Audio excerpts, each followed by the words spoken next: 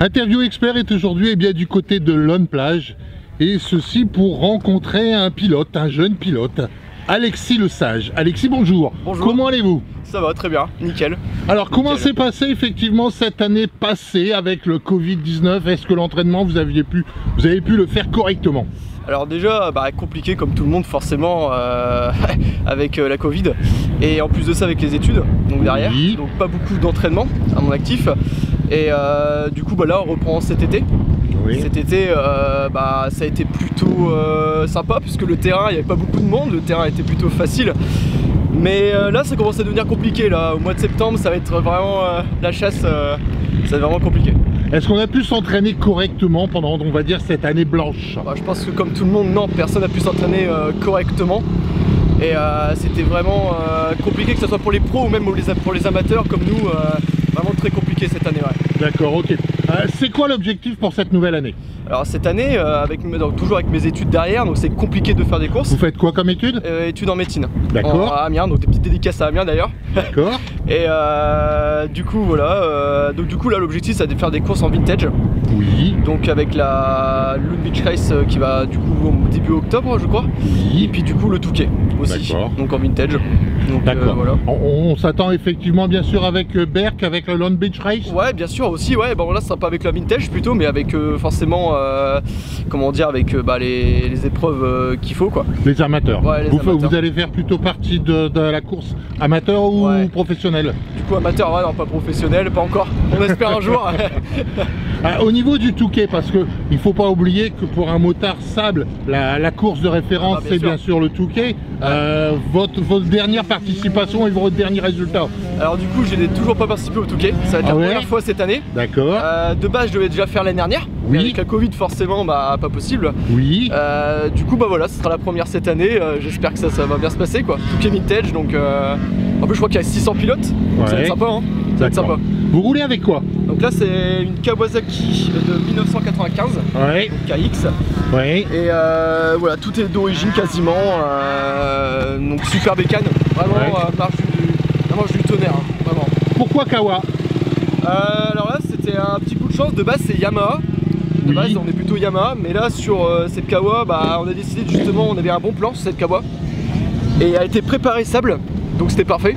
Et puis du coup on l'a prise forcément. Et puis là ça fait quand même pas mal de temps que je m'entraîne avec. J'ai fait du coup la comment elle s'appelle cette course qu'on a fait là, la Loon.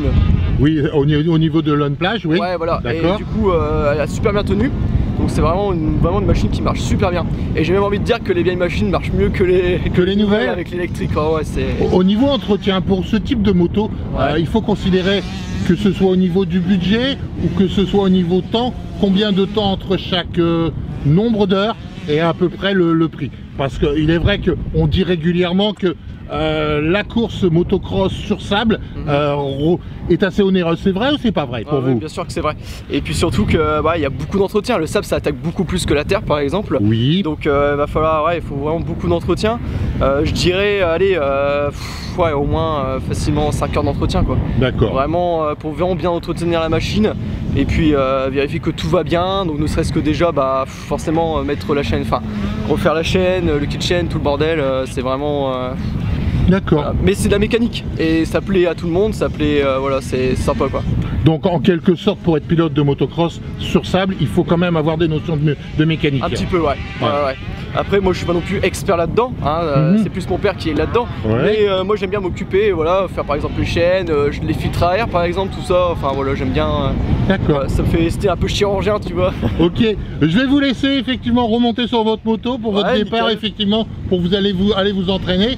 Il faut savoir qu'aujourd'hui nous sommes fin août, il commence à y avoir pas mal de monde à Lone Plage pour effectivement les premières compétitions qui seront le 2 et 3 octobre, ensuite le 23 et 24 et puis après on partira effectivement sur le Touquet.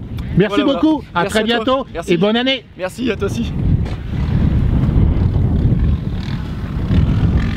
Voilà, donc effectivement du côté de Lone Plage, eh bien oui, le nombre de pilotes qui viennent s'entraîner commence à augmenter régulièrement.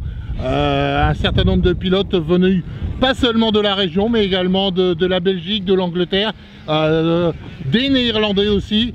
Il y a une grande concentration de motocross effectivement, avec des nouvelles préparations pour les motards, sans oublier, eh bien oui, que ce soit les amateurs ou les professionnels sont bien sûr au rendez-vous pour cette préparation, pour cette nouvelle année que nous attendons tous avec beaucoup d'impatience, car il est vrai que rouler sur le sable, c'est quand même notre devise et c'est un véritable plaisir. Eh bien oui, rouler sur le sable, c'est effectivement quelque chose de très intéressant, peut-être un peu onéreux, mais tellement agréable.